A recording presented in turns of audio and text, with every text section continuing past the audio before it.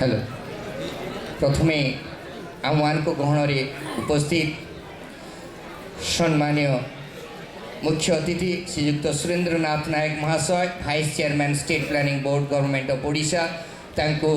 पुष्पस्तबक एवं उथर्य एवं बैच पिंधाई वरण कर उत्कल मिलित मंचर विजय बारिक महाशय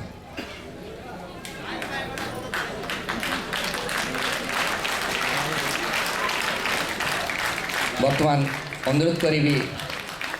वर्तमान आमर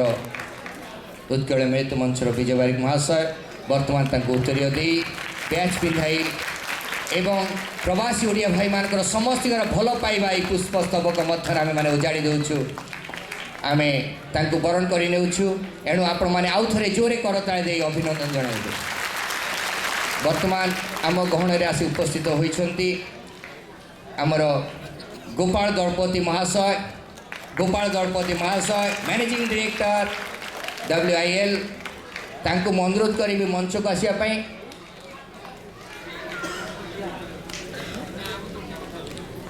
यापर